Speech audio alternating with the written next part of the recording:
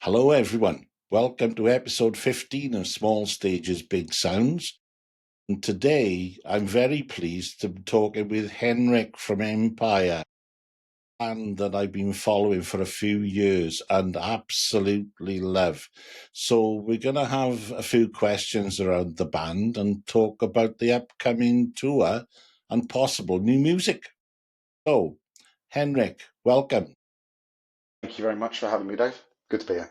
How did you come about the spelling of Empire? So we were thinking about this the other day, didn't I? In terms of like the story behind the name. Trying to remember.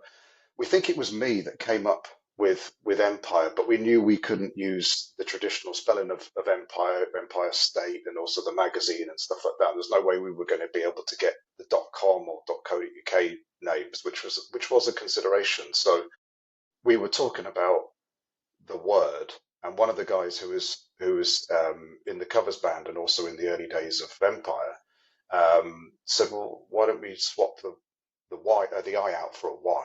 So we were playing with some other names at the same time, and I can't remember what they were, but I thought, okay, I'll go and check to see if we can get the Facebook, and I'll go to check to see if we can get the .co.uk at least.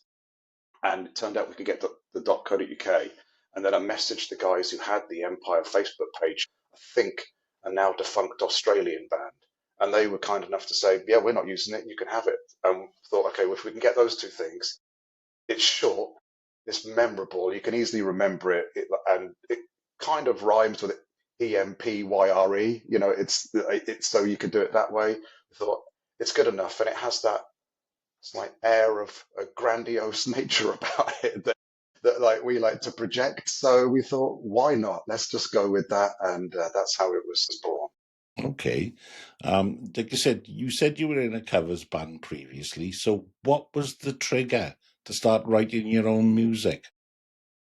It was a case of, I think, three main things. One, we were really tired of playing weddings. We never set out to play weddings. We set out to be basically going out on a Friday and Saturday night and playing down the pub, having a few drinks and doing a gig, and going out and just having some fun.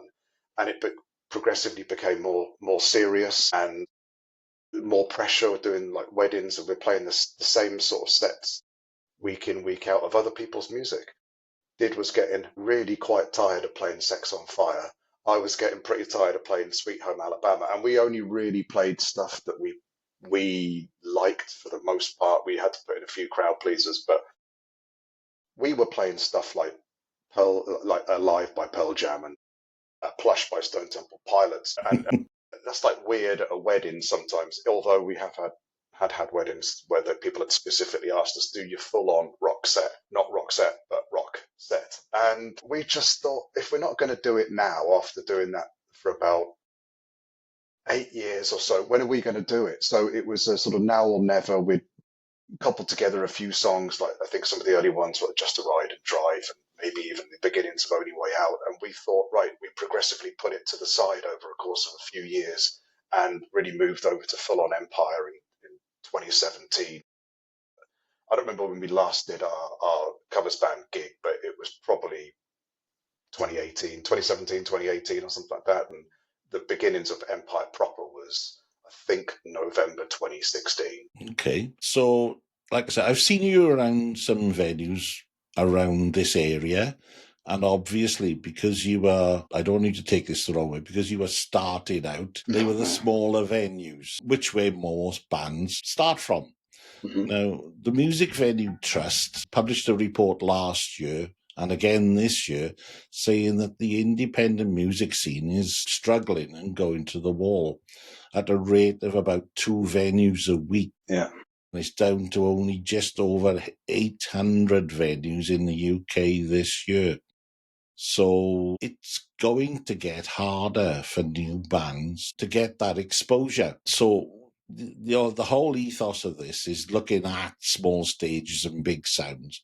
And I've seen you on small stages, and by God, you've got a big sound. So, I can see that you are progressing and the tours and the venues are getting slightly larger. Is there a plan to obviously go on to bigger things, but do you see yourself in that area at the moment, sort of the 400-500 capacity?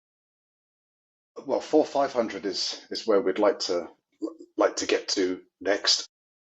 We could maybe do it in a few areas. You've Mm, seen us down the Patriot in Crumlin in Wales, and we're fortunate enough to be able to sell that out relatively quickly. It's a great venue. It's a great place to play, and this is one of the difficult things. You start building relationships with venues that you know and you like, and you play there, but the time comes that at some stage you have to move on if you want to grow as a band. And it's very hard to turn your back, so to speak, on venues that have supported you in the past. So that's one issue when you start to grow. The other issue when you're like where we were maybe 5 years ago and you're just trying to get some gigs. Well, where else are you going to play than an independent venue? So last year we did Independent Venue Week here in Northampton. We played at the Black Prince, and again, we were, like, fortunate enough to sell that show out. We were the only band that week to sell that show out. Then that kind of tells you a little bit about we're not the biggest band in Northampton, and there are other acts who come from other places that should be able to sell out a 250 cap mm, venue. Um, we try to play in independent venues where possible, but then you get that problem as you grow and you need a bigger capacity, or you need a different tech spec, or you in terms of what they can provide, or you've got to work with promoters who are gatekeepers to certain opportunities who kind of require you to play at a different venue, and then it's very difficult to basically find that balance, because someone's going to feel aggrieved somewhere. mm. But they're so important because we remember days of going out and playing to 5, 10, 20 people at a local venue, but it's where especially, I mean, we came from a covers band, so we were used to gigging. We were pretty used to it anyway. But if you're not, then where else are you meant to get that experience? Because you're not probably going to walk into an O2 Academy night unless they're putting on something once in a while for a few bands where it's basically pay to play, because you've got to take a certain amount of people with you. So it's difficult. It's very difficult. I mean, I had a chat to Blaze Bailey, and he was saying that with Wolf Spain now, he's finding that if he wants to sell 500 tickets, he would rather do 2 nights in the same venue Mm, rather than find a bigger venue, because with a bigger venue becomes the challenges of the costs of doing that. yeah. So that was an interesting thought from somebody who's been there at quite a high level. And well, we're doing 2 nights at the same place in London next month, not specifically for that reason, but there's so many different considerations. It also depends on the type of venue, and a bit like I said, like that tech spec. Well, Mm, your costs go up if you're trying to put on that kind of event or to hire that venue. So again, it's finding a balance, and sometimes it is better to use a smaller venue twice. There's also the issue of some venues will take a percentage of a band's merch. yeah. Now, I struggle with that, but that's some of those are venues that are actually still struggling themselves. But Mm, when you haven't designed, ordered, made, or sold that merch, and you're asking me for a percentage of something you've had nothing to do with, where we've bought X hundred people into your venue, then I think you're looking in the wrong place. But where else are you going to get that? Then you're going to put the money on the consumer, on the audience. Again, tricky balance. yeah. So it's conflicting, even for bands, as to how they operate.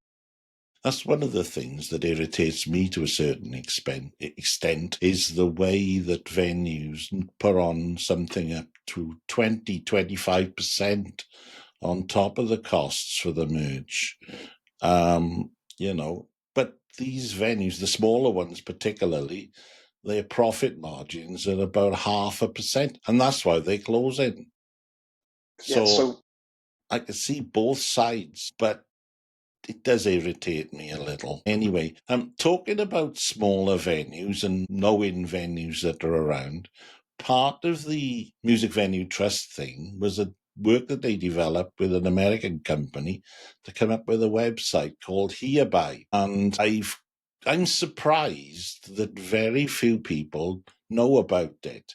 So for no reason other than I think it's really useful, I tend to share that with everyone. So give me 2 seconds, and I'm just going to open up the website. I say I'm not familiar with it until you happened to mention it to me the other day. So yeah. So this is what it looks like, and I've circled it into Northampton just because. And you can see these are the venues in the area. And along the bottom, you can see the things that are going on. Now, there's 2 aspects to this, as far as I'm concerned. So one is, as a band, and you're going somewhere you've never been before, then you can search to see what venues are in the area. The other aspect as well is, as a punter, if I was going on holiday somewhere and I fancied a gig, then you can look it up and see what's on. It's a site that I'm going to check out more. I've taken a brief look at it, and it's because I think there are various places as a punter you can go and you can find gig listings, bands in town, Songkick, some others, but they're not always that user friendly. To be able to choose the location, the specific time that you're going, and then maybe even a genre on top of that. But it is pretty useful to be able to do that. And as a band, so we have 2 aspects. One, we have a booker, so they often give us a choice of venues we might look, but we also look at venues ourselves. I was previously using a spreadsheet and still do reference it from the Featured Artists Coalition, which is a spreadsheet of independent venues in the UK. So where I can check out, are they an independent venue, and what's the capacity of that venue in that town or city. But yeah, Hereby looks like a great option, and I'm also surprised that not that many people have heard of it. Well, everybody I've spoken to, very few people do. And the thing is as well, it's not just the UK, it's got every venue in North America as well. So if you were going away to America and you wanted to find something, it's an easy way of doing it. Seems like a good service. It's fantastic. It's my favourite price. It's free. That's everybody's favourite price, isn't it? Exactly, in these days. So your music's been described as intense and atmospheric with a dark side. And I can see that. I mean, how do you approach your songwriting to capture that feeling? I think part of that feeling is just a natural thing that we lean towards. But normally the songwriting starts with a title or a phrase. If we're coming up with the lyrics first or just the general concept, a viewpoint, putting yourself in someone else's situation, an opinion, those kind of things, or it will start with a riff. That could be a guitar riff or piano riff or just something that one of us has written, and we go from there. So they form in lots of different ways. I think it's just the way that we write and our influences in terms of that they often tend to come across as something that is atmospheric and intense. I remember one time before we were known as a kind of an intense rock band, where I walked off stage and I asked somebody and said, "What do you think of that?" And their response was just intense. So and I was like, well, that's kind of exactly what I'm looking for. And I didn't know until that point that that's what we were looking for, or even what we were like. But that worked for me. It is very different. And like I said, I've been thinking about this since I sent these across to you. And I was thinking in terms of, well, it's a bit prog and it's a bit opera. So do you call it propera? It'd be interesting, yes. But the genre thing, maybe we'll talk more about this, but it's one of the difficult things. So, for example, but we may as well talk about it now or on the subject. We're not prog enough for Prog magazine, for example. But we might not really be classic rock enough for Classic Rock magazine most of the time. And we have that problem, if you would call it that, in terms of if you're trying to genre define us, or for a radio station or a publication to say Empire fits this, or a Spotify playlist, or whatever it may be, we fall between into those cracks, into the kind of grey area very often. But then isn't that a good place to be? Because it means you're different. Yeah.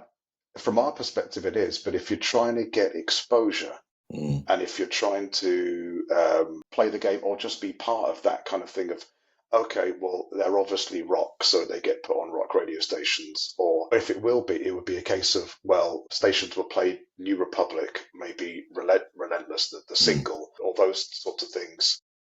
Whereas, and the same thing with Spotify, you're not going to get Forget Me and Only Way Out or one of those. Not to mention the fact that we don't mind writing a song that extends beyond 5 minutes, which a lot of radio stations or streaming services for playlisting don't particularly like that idea. But of course, we like being different. We actively try to differentiate ourselves in a number of areas. You do it successfully. Well, hopefully, yeah. Well, I mean, it comes with its downside, but basically, yeah, we see it as a positive because we're trying to do that, but also maintain that thing of only writing what we like. We're not kind of battling the system. We're just playing what we want to play. Well, so did everybody else that made it at some point. The Rolling Stones, for example. Yeah, exactly. I mean, I was blown away at Steelhouse when I saw you there a few years ago, and I was glad to see you back on the bill the other year as well. That was the first time we had a chat, wasn't it? I think we had a chat after the yeah. And it was, like I said, it was great. I thought it was great for you. And everybody that I spoke to after, they said, so what do you think of it? They said, wow. So, the people that were there enjoyed it, so you can't argue with that. Yeah, exactly.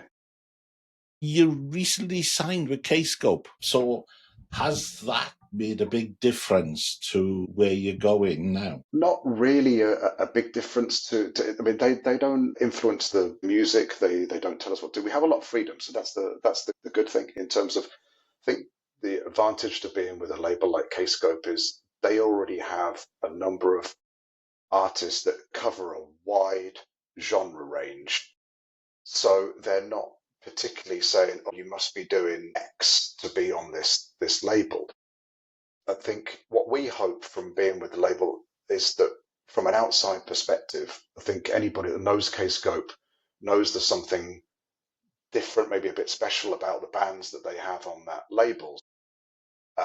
Certainly, we hope that then by association, we're in some pretty esteemed company that it'll be like, oh, there must be something different and interesting and new about Empire. And that's one thing that attracted us to go in with them, because it differentiates us from everybody. You know the scene that we're in at the moment, and we have a foot in that camp, but we have a foot in another, again, sort of genre fluid is what I would describe it as. We are genre fluid in terms of you never quite know what you're going to get with us, whether it's prog or opera. I mean, your album launch at the cinema was rather unconventional. What made you decide to do that? Well, that was one of my favourite things that we've ever done. So the idea came about because we were at a gig and somebody apologized that they weren't going to be able to make it to one of our acoustic shows because they were going off to a listening party. It was either Miles Kennedy or Alter Bridge, and they were flying over to the States for that. I just thought about that for a couple of days and thought, listening party, well, who else on our scene and how many other little bands like us do a listening party? And yeah, we could set something up in a room that looks like a cafeteria and, get the little boombox out and play the CD before, but that's just not the way we want to do it. So I think it was Grant and I in a car, and we were brainstorming, what could we do? Where could we do this? Should we do it in London? Should we do it at hometown? And somebody came up with the idea of Northampton Filmhouse. And I think whoever that was, immediately I was like, that sounds right for us. So I inquired, I went down there, They happen to have I think about 80 seat cinema, still massive widescreen. And I thought, well, we could do just a listening party, or we could put up visuals. So I talked to them all about the sound and about the visuals. We had the Relentless video made at that time. And aside from that, I made all the other videos I made a video for every single track on the album, including some that we were already making, and then made a rudimentary 5.1 mix of all the tracks so we could use all the speakers within the cinema. Bought a optical lead, managed to hook it up to the laptop, got a wireless keyboard so I could control it from the front when we were doing a Q&A and basically stop and start everything that was going on behind us. It was a lot of work, and it was pretty complex in terms of I was going back and forth between the cinema 2 or 3 times to test the mixers, test the visuals, make sure the visuals were in the right aspect ratio. But it was really nice one afternoon where I could just sit down at the cinema by myself before we did it and just watch Relentless and watch the Hit and Run video with the cinema to myself, and they were adjusting the 5.1 sound on their system. Well, I was okay, can we have a little bit more at the back? Can we have a little bit more, that kind of stuff. And then somehow that day went off without a hitch. There weren't any sound issues. There weren't any visual issues. It was mega stressful because we had a gig at the Black Prince that night to play the album live for the first time. But it was quite a day. And again, it was something that we thought, who else is doing this of our level? And it's like, and who's doing it to that level? So, I know I'm sounding like I'm bigging us up, but we were actively trying to do something that other bands would struggle to do. Well, like I was thinking about you saying that, then I think that's incredibly talented for you to be able to do all that. I A mean, lot of work and a lot of learning and a bit of luck. yeah. So, as a matter of that, then, what's your day job? Recruitment, nothing to do with any of those things.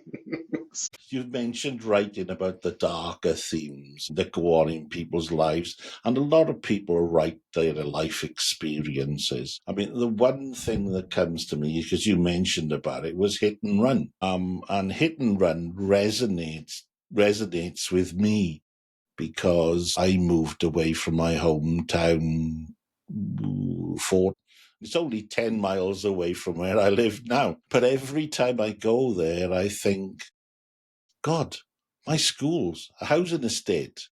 Mm-hmm. My first job was in the leisure centre, which no longer exists. And you can see where Hit and Run would resonate because there's nothing or no one there that I know. But do you still feel it's the same place? Yeah, But yeah, it's also a completely different place that's yeah, foreign to you now. yeah. So that was the moment for me. So I was born in the UK, but I lived in Denmark. I'm half Danish. I lived in Denmark between the ages of about 17 and 20. Went to college there, and we had a reunion like 10 years afterwards. We were all having a meal at a restaurant, stepped outside just to go and have a little look around. It was a sunny day, just like it is in the Hit and Run video. Like the sun's coming down, and I was standing in what effectively is their kind of market square, town square, and looking around and thinking, okay, well, that used to be that, and that used to be that. Oh, that's still there. And as I picture it, there was nobody there. It was just me standing in the middle. There's nobody else there. And I'm there for a weekend to see some old friends and to see slightly homely, but like I was losing that feeling of home, but also the fact of it was just foreign to Mm. me. It wasn't that. And then the fact that you can never go back to that time. Yeah, it's a sentimental song about never being able to go home. Yeah, in that way it's dark and personal and meant to be like most of ours. That it's meant to raise the hairs up on your Mm. arm or the back of your neck when you hear it. And it did with me. Oh, It thank you. wasn't until a few weeks after I first heard it where I went home to see my family. Mm-hmm. I've got brothers and sisters still living in the area. I'm thinking, wow, talk about nail on head. Anyway, so you've had a considerably long time now. It's the 7, 8 years since you first started. And they say that it takes about 10 years to make a success of a band. So you were gigging pretty much constantly now. And I've been watching your socials over the year and watching, oh, they're there, they're there, they're there, they're, oh, great, great for you because it gives you the exposure. And it's also great for the listening public to listen to something different than I Ed hope so. Sheeran. So, didn't say that. So, what's been the hardest part about that? One is realizing just how hard. I did not expect it to be as hard as it is.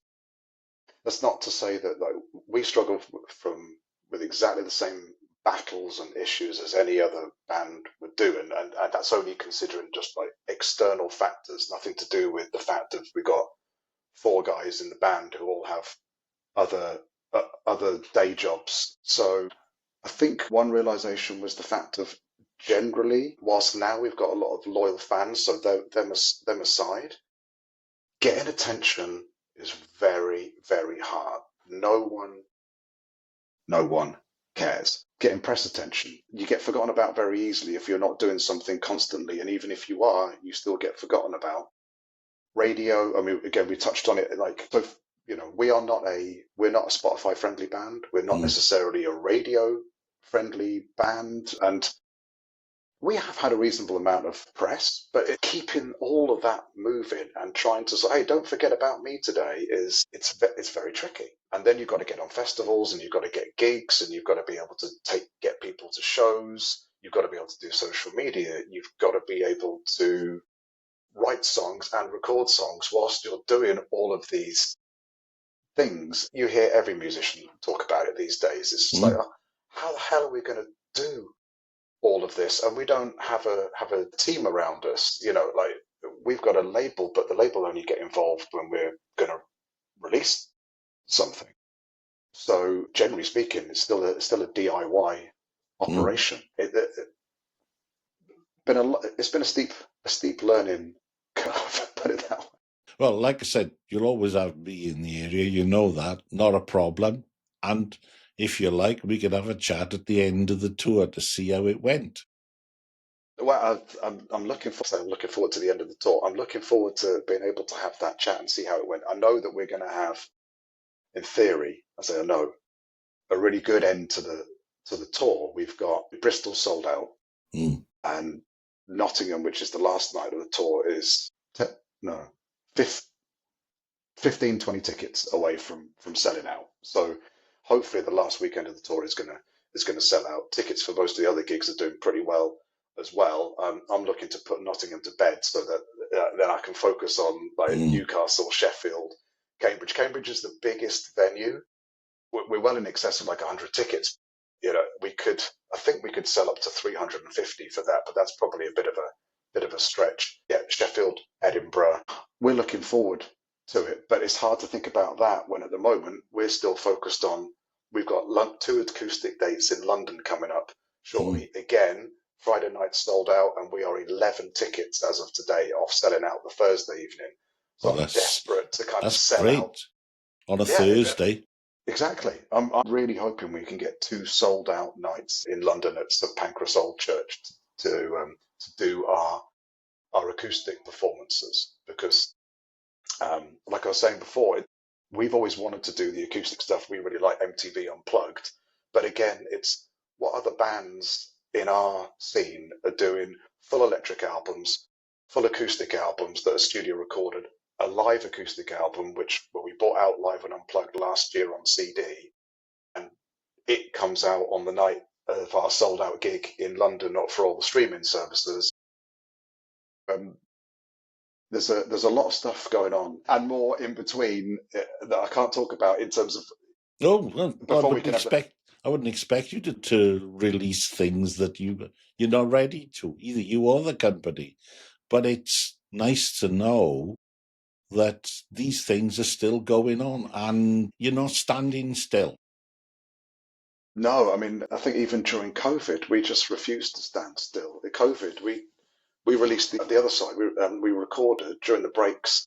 We recorded the other side. I think we recorded 15 music videos release 7 singles on an album and manage to do 3 gigs. It's like we somehow we find a way, but like yeah, that was a struggle in itself, just like every other band. And we were fortunate in that the Black Prince up the road, and we did one at the Waterloo in Blackpool. We managed to do a sit down gig there during COVID.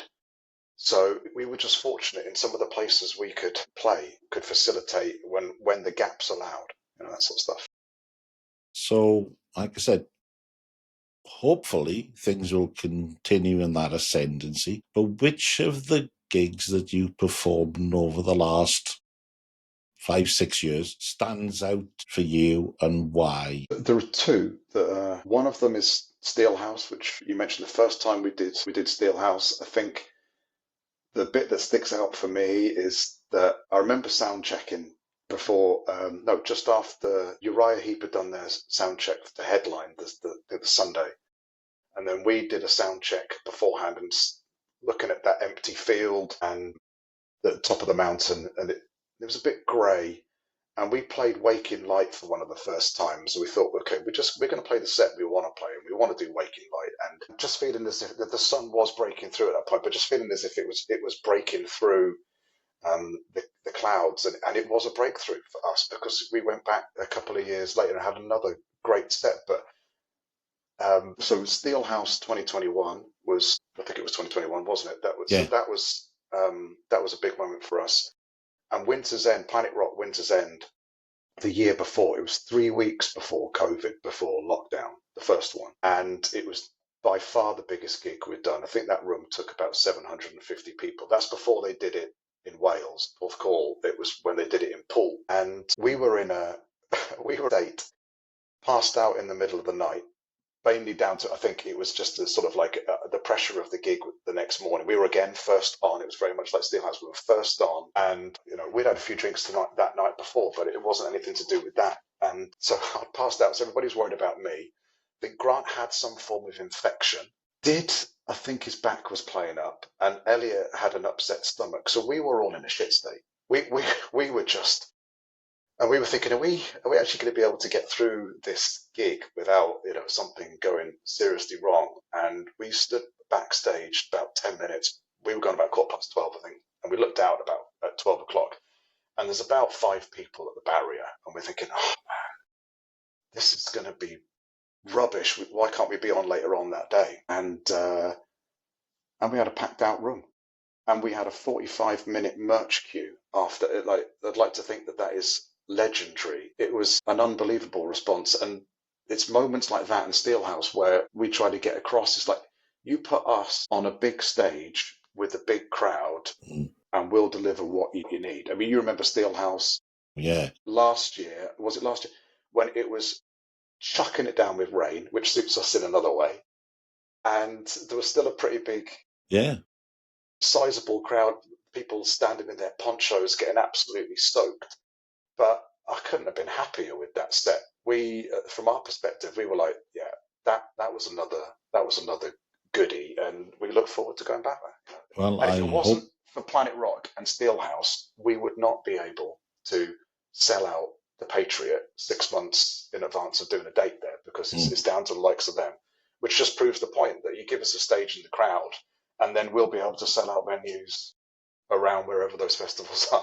Yeah. And it works, I mean, it works fantastically on a big stage, an open field, whether it's sunny or chucking down with rain, and it also works in those 400-500 capacity venues, because the sound is what it is, and it's phenomenal. As I've said before, I'll stop fangirling at some point.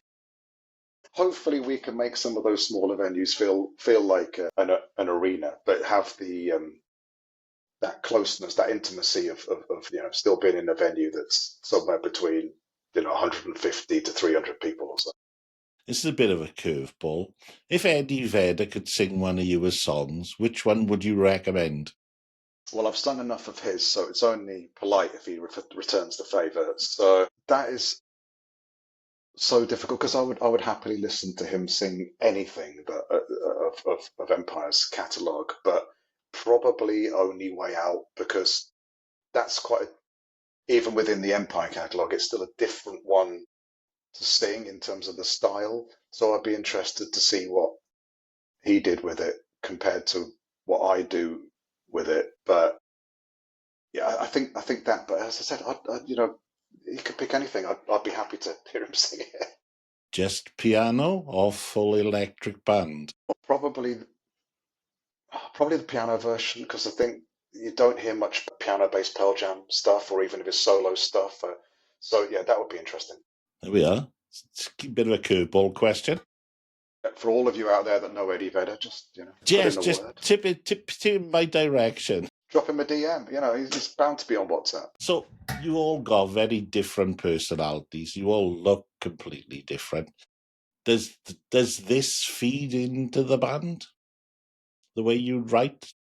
Well, you mentioned that we look different. I think it was a kind of I think it might have been a review from the Self-Aware album party years ago when somebody described me as the least likely looking frontman for a rock band. I think they described Did looking like I don't know, a chemistry teacher, and Elliot looking like an accountant, or the other way around. Something like that. And Grant was the only one who actually That looks looked as if like he a should rock be. star. They went on to be quite complimentary about, but it's the kind of stuff that we enjoy. That kind of, yeah, you're more than welcome to take the piss out of us, because we are the sort of band that has that very ambitious nature, but the self-deprecating humour. Yeah, to kind of go back to your question, how we actually influence it. My influences are pop and rock, and I don't tend to listen to or write much of the really heavy stuff, as much as like Something Remains is actually my rock riff, and Relentless, the single, is my rock riff. But I tend to lean more towards some of the softer stuff, and then Did grew up on country and a lot of the rock that we did, but he goes more into some of the punk rock, like Green. I can't stand Green Day, but him and Elliot are more that kind of skater rock, punk rock, whatever you want to call it. That those genres. Elliot's very much into country, not perhaps so much into pop, and more into some of the modern rock like Sleep Token or 21 Pilots. And then Grant, but most of his favourite bands are on Kscope. I'd never heard of half those acts before I knew Grant. And then we'd be on the way to a gig and listening to Pineapple Thief and Porcupine Tree or Stephen Wilson. And then it just turns out that we signed with them and it's our favourite band. Well, he must have done a good job selling you.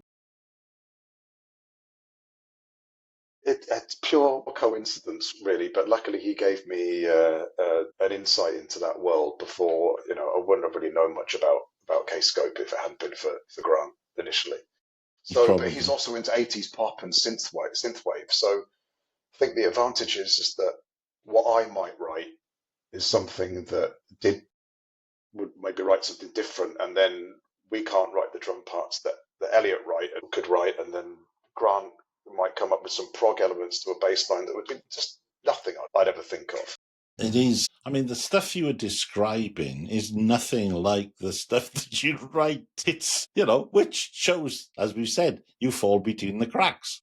Yeah, but we do just write what we like. There's somewhere there's generally a middle ground. So we've had various chats. You've said various things about the struggles of trying to break into the music scene. I mean, getting signed is a big thing.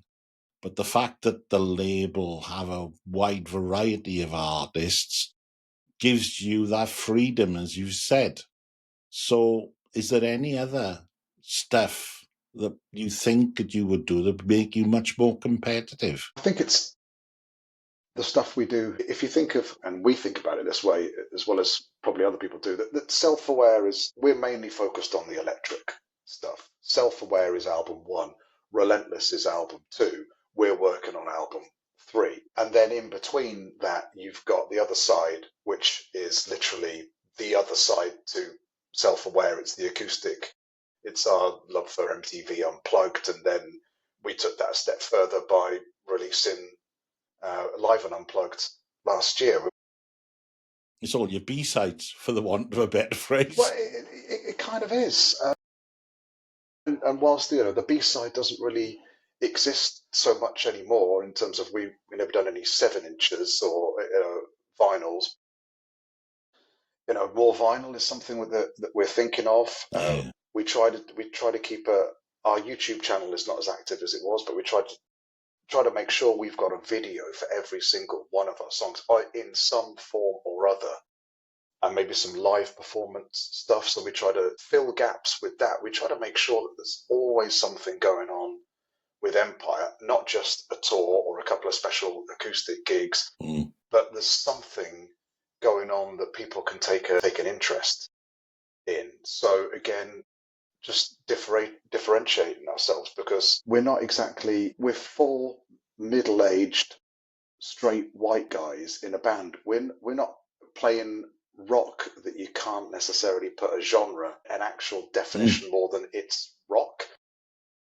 So we're not really fashionable. We're not down with the kids, but we try to make as much of a noise as we can about us to sort of like to attract and build our fan base.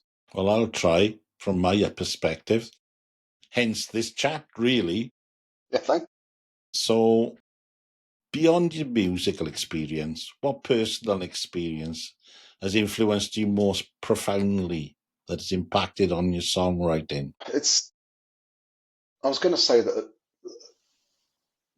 don't often, or not a lot of them are about personal experience, but it's the fact of, goes back to a bit what we were saying before. It varies because so Hit and Run's personal experience. Waking Light is also kind of personal experience because it's about trying to build an empire, say in the last lines of the song. Yeah. It's about the struggles. What we're talking about that is about the struggles of getting people behind you and achieving the goal of what you want to achieve, albeit wrapped up to make it sound as if we're trying to start a revolution.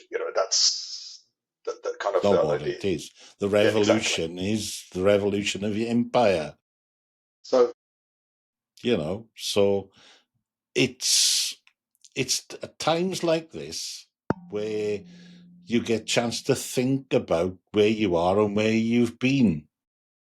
And I wonder if that's given you the opportunity to think about these things. I think we're often thinking about where we want to get to, and we don't hide the fact that we want to get to be an arena level band. We're not a band which makes it sound as if we want to headline arenas. We don't actually necessarily see ourselves as a headline arena band. What we'd really like to do is go out on tour with a band like Alter Bridge and be a support act.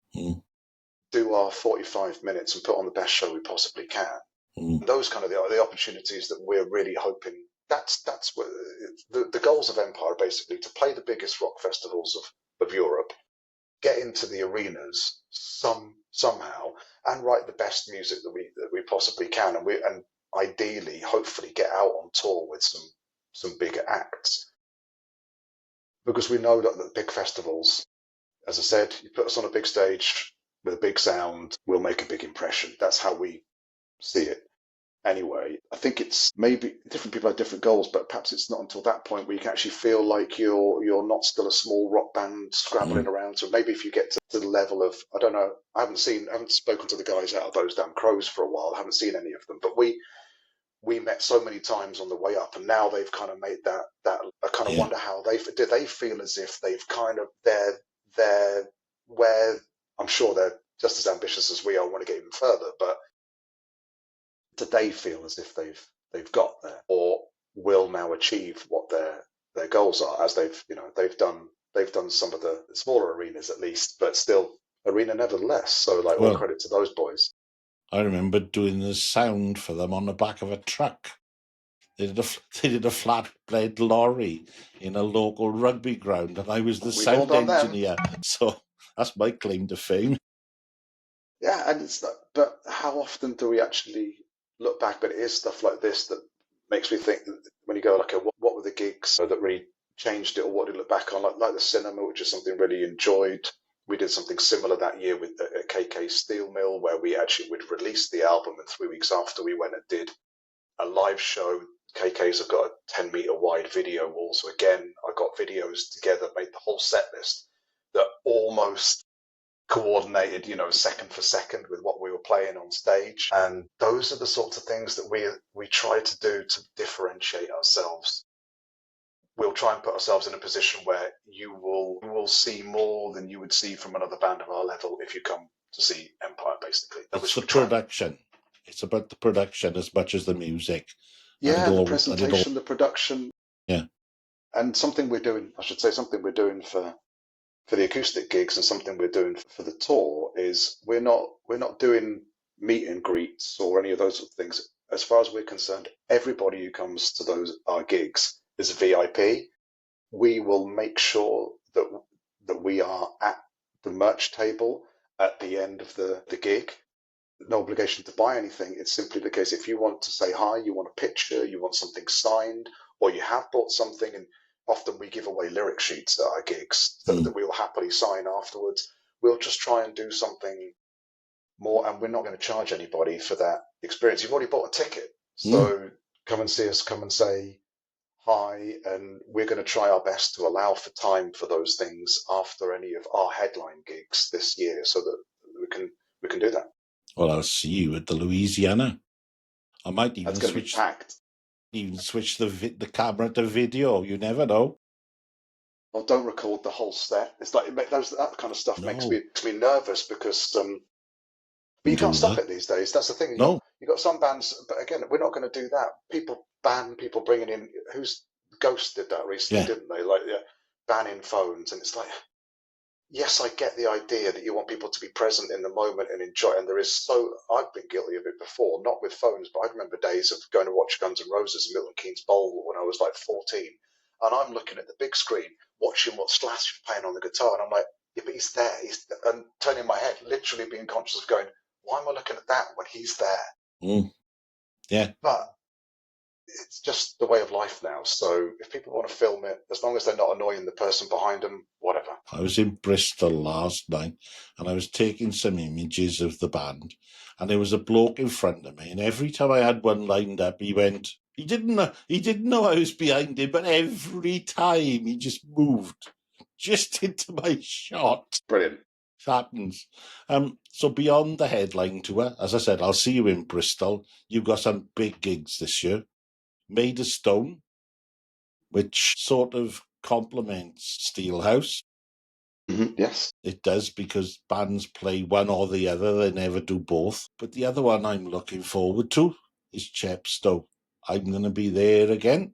So I'll be fangirling from the front. Which of these should be good, because are you looking forward to most? Well, I don't like to pick and choose, because there's normally something to look forward to about, like, each one has an individual appeal. Made of Stone for a couple of reasons, but also Chepstow because that might be the biggest stage or the big that we get to play. I'm not quite sure like how those two are going to compare, but again, they're both big stages, and we want to play the big. It's great playing if the weather's good, a summer's day on a big stage and an outdoor event. That's a lot of fun. But there's so much to look for. The London gigs, which are imminent, 3 weeks away, they're almost sold out. Just sorting out our production and stuff for that. We've talked about the tour, which, our aim is to sell out as many nights of that as possible, and we're damn close to doing 2 of them, so a third of the dates. And so I can't pick anything specifically. There's 1 or 2 more things to be announced, which I'm also looking forward to. And as you said, we're not going to be doing Steelhouse this year, but because we're doing Chepstow, we're doing Made of Stone.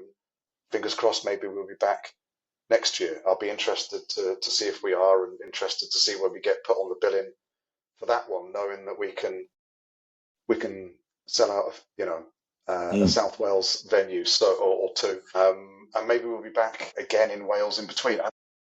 Well, Wales has been a good friend to us, I must say. There's a reason for that. We like good music.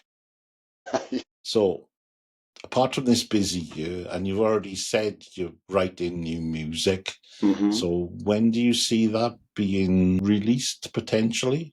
So I don't know that you'll see an album this year. I think that's perhaps unrealistic. I would hope maybe early next year, because at the moment we're at the stage where we're taking stuff into the practice room. And we did a post on Facebook just past. We were practicing which songs we were doing. We tend to have stupid names for a lot of our songs. Did notice. So one was C minor delay riff, and I can't remember what the other one was because also conscious not to give away what they might actually be called. Not that it makes any difference, but yeah, the fail. Yeah, it was that. I know that one of the songs is probably going to be the longest song we've ever done to date, which means it's in excess of 7 minutes and 3 seconds. It's unlikely you're going to hear any 2.5 minute Empire songs, but Why?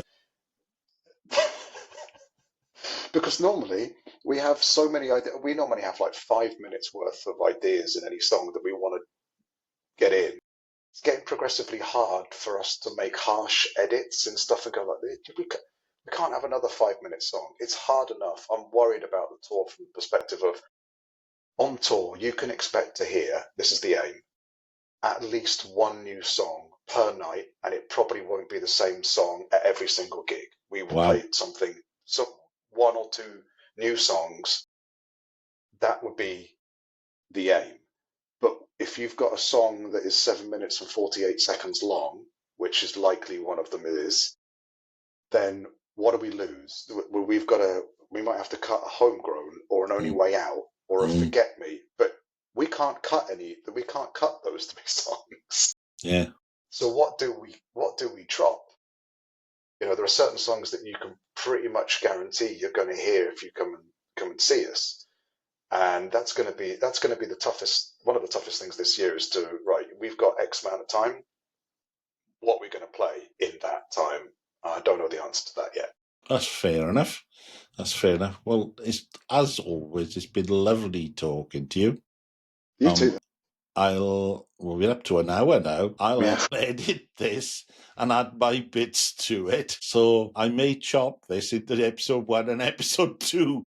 So you go, yeah, whatever suits best. Yeah, it's fine. Only because I try to keep it a half an hour. Yeah, I think that's probably best. Yeah, no one's going to be listening to me for 57 minutes. Well, and me. Yeah, I'm only saying about me. They'll be happy to listen to you for 57 minutes. The students had to when I was a lecturer. So, but thanks for your time. It's been an absolute pleasure, and I'll see you at Bristol. Take care. Awesome. Thanks, Dave. See ya. Bye now. Bye.